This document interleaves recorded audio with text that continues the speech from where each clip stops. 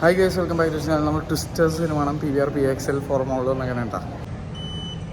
എൻ്റെ ഊഹം കറക്റ്റാണെങ്കിൽ ഇതെൻ്റെ 15ാമത്തെ PXL സ്ക്രീൻ എക്സ്പീരിയൻസ് ആണ്.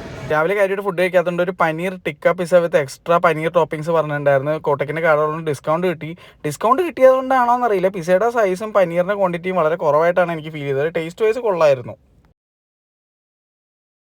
അപ്പോൾ ട്വിസ്റ്റേഴ്സ് എന്നുള്ള പുതിയ സിനിമ റീബൂട്ട് എന്ന് വേണം വിളിക്കുക. അപ്പോൾ ആ സിനിമ നമ്മുടെ PVR PXL കണ്ടിട്ട് വന്നേക്കണതാണ്. ആദ്യം തന്നെ പറയണതാണ്, ഈ cinema PVR PXL full screen അല്ലായിരുന്നു. കാരണം ഇതൊരു സ്കോപ്പ് റേഷ്യോ മൂവിയാണ്. 2.39:1 റേഷ്യോയിൽ എടുത്തിരിക്കുന്ന സിനിമയാണ്. അതുകൊണ്ട് തന്നെ നമ്മുടെ PVR PXL IMAX എപ്പിക് സ്ക്രീനൊക്കെ ഫ്ലാറ്റ് റേഷ്യോ സ്ക്രീൻസാണ്. അതായത് ഏകദേശം 4:3 റേഷ്യോ. അതായത് കറക്റ്റായിട്ട് പറഞ്ഞാൽ 1.89 അല്ലെങ്കിൽ 1.90:1 റേഷ്യോ അല്ലെങ്കിൽ 1.43:1 IMAXൽ ആ റേഷ്യോയിലുള്ള സ്ക്രീൻസിലൊന്നും ഇത് ഫുള്ളായിട്ട് ഉണ്ടാവില്ല.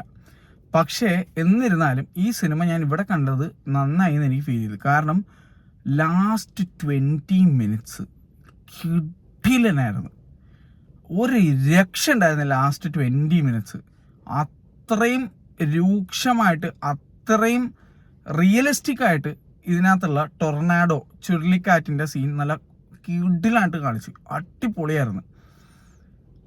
ആദ്യത്തെ ട്വിസ്റ്റർ ഇറങ്ങിയത് ഏകദേശം 1996 തോന്നുന്നു. അതെ, 1996. അതും കിടിലം പടമായിരുന്നു. ഇത്രയും വർഷങ്ങൾക്ക് ശേഷം ഈ സിനിമ എടുത്തിട്ട് ഇതിൽ ഭയങ്കര ഗ്രാജുവലായിട്ടുള്ള ഭയങ്കര ഡ്രാസ്റ്റിക് ആയിട്ടുള്ള അല്ലെങ്കിൽ ഭയങ്കര എവിഡൻ്റ് ആയിട്ടുള്ള ഒരു ഡിഫറൻസ് എനിക്ക് ഫീൽ ചെയ്തത് സൗണ്ട് ഡിസൈനിലാണ്. പഴയ ട്വിസ്റ്റർ എൻ്റെ ഓർമ്മ ശരിയാണെങ്കിൽ സ്പീഡിൻ്റെ ഡയറക്ടറായിരുന്നു തോന്നുന്നുണ്ട്. എന്നെ അച്ഛൻ കൊണ്ടുപോയി ശ്രീധർ തിയേറ്ററിൽ കാണിച്ചതാണ്.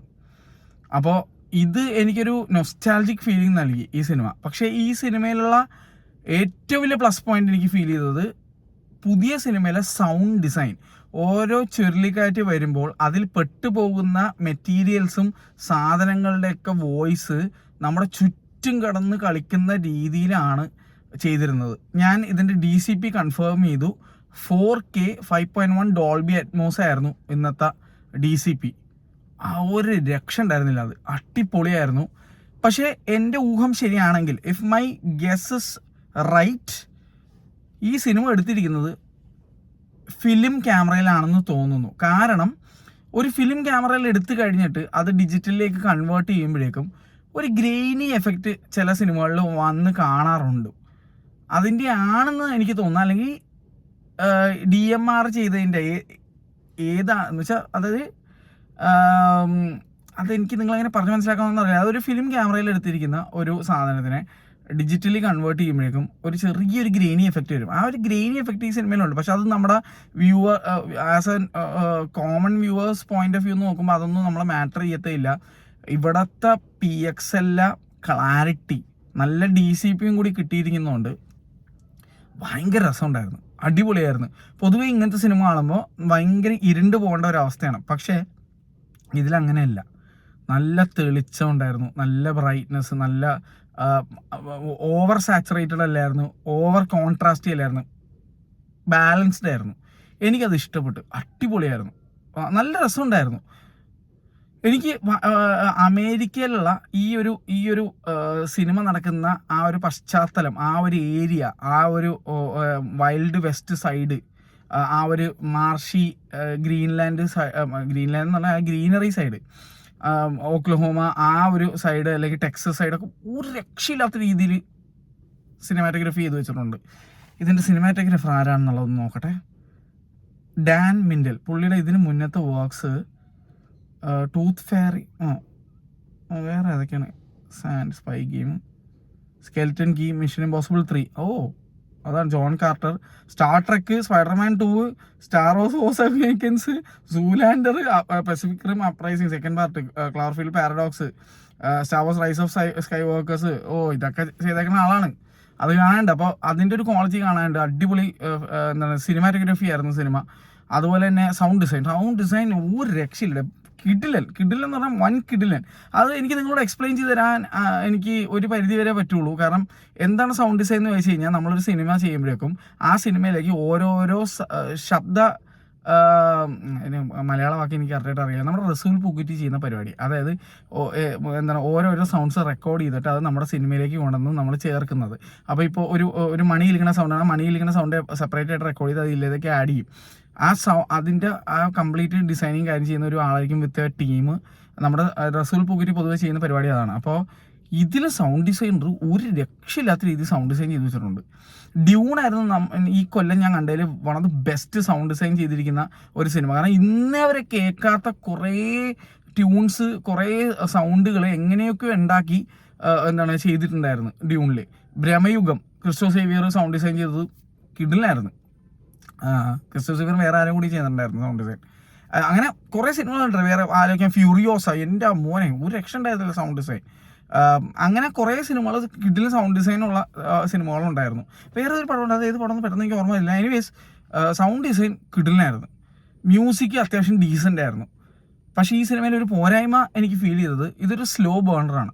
ക്ഷമയോടെ ഇരുന്ന് കാണണം. ഇത് ഭയങ്കര ഓവർ ദി ടോപ്പ് ആക്ഷൻ പടമോ അല്ലെങ്കിൽ ഒരു ഭയങ്കര മാസ് മസാല രീതിയിലുള്ള പടം അല്ല.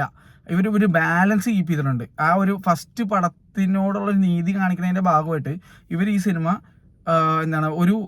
ഒരു സ്ലോ പേസ്ഡ്, ഒരു slow burner at the end, അല്ലെങ്കിൽ ഒരു അങ്ങനത്തെ രീതിയിലുള്ള ഒരു രീതിയിലാണ് ഈ സിനിമ എടുത്തിരിക്കുന്നത്. അപ്പോൾ അവിടെ ഇവിടെയൊക്കെ നിങ്ങൾക്ക് ഒരു ക്ഷമ വേണം. ഇപ്പോൾ എൻ്റെ വൈഫ് അനുഭ ഇങ്ങനെ ക്ഷമയോടെ കാണുന്ന പടങ്ങൾ അത്ര ക്ഷമയോടെ കാണുന്ന ഒരാളല്ല. അപ്പോൾ അനുഭയ്ക്ക് ചില സ്ഥലങ്ങൾ അനുഭവം പറഞ്ഞാൽ എനിക്ക് ഉറക്കം എന്നൊക്കെ അനുഭവ ഇങ്ങനെ, അതായത് അനുഭയ്ക്ക് ഇങ്ങനെ കുറേ എക്സ്പ്ലനേഷൻസും സയൻറ്റിഫിക് ആയിട്ടുള്ള കാര്യങ്ങൾ പറയണമെന്നോടും അനുഭയ്ക്ക് എന്ന് പറഞ്ഞാൽ അടി ഇടി വെടി പോകുകയാണ് അനുഭയ്ക്ക് താല്പര്യം. അപ്പോൾ ഈ സിനിമയുടെ അടി ഇടി വെടി പോകുകയായിട്ടുള്ള ഈ ടൊർണാഡോ വരുന്ന സീക്വൻസിലൊക്കെ അനുഭവം ഇങ്ങനെ കണ്ടു നിർത്തിയിരിപ്പുണ്ടായിരുന്നു. ഈ എക്സ്പ്ലനേഷൻ സീനൊക്കെ വരുമ്പോൾ അനുഭവിന്ന് ഉറക്കം തോന്നുമായിരുന്നു. കാരണം ഇങ്ങനത്തെ സിനിമയിൽ റീസണിങ് എന്ന് പറഞ്ഞൊരു പാർട്ടുണ്ട്. എന്തുകൊണ്ട് ഇങ്ങനെയൊക്കെ സംഭവിക്കുന്നത്, എന്താണ് നമ്മൾ ചെയ്യാൻ പോകുന്നത്, നമ്മുടെ പ്ലാൻ എന്താണ്, എങ്ങനെയാണ് ഈ ടൊർണാഡോ ഇല്ലാണ്ടാക്കാൻ പോകുന്നത്, അങ്ങനെ കുറേ സാധനങ്ങളുണ്ട്. ആ പോർഷൻസ് കണ്ടിരിക്കാൻ ക്ഷമ വേണം എന്നാണ് എൻ്റെ ഒരു അഭിപ്രായം. എൻ്റെ വൈഫിനെ പോലെ ക്ഷമയില്ലാത്തവരാണെങ്കിൽ ആ പോർഷൻ ബോറടിച്ചേക്കാം. എനിക്ക് ബോറടിച്ചില്ല, കാരണം എനിക്ക് ഇതൊക്കെ ഭയങ്കര ഇൻട്രസ്റ്റിംഗ് ആണ്. ഇപ്പോൾ ഞാനും അനുഭവം കൂടിയാണ് ഓപ്പൺഹൈമർ കാണാൻ വേണ്ടിയിട്ട് മുംബൈയിലെ ഐമാക്സിൽ പോയത്. അനുഭ ഇങ്ങനത്തെ സിനിമകൾ തീരെ ക്ഷമയില്ലാത്ത ആളായതുകൊണ്ട് ഞാൻ ആദ്യമായിട്ട് അനുഭവനെ കാണിക്കാൻ കൊണ്ടുപോയ സിനിമയാണ് നോളൻ്റെ പടമാണ് ഓപ്പൺഹൈമർ.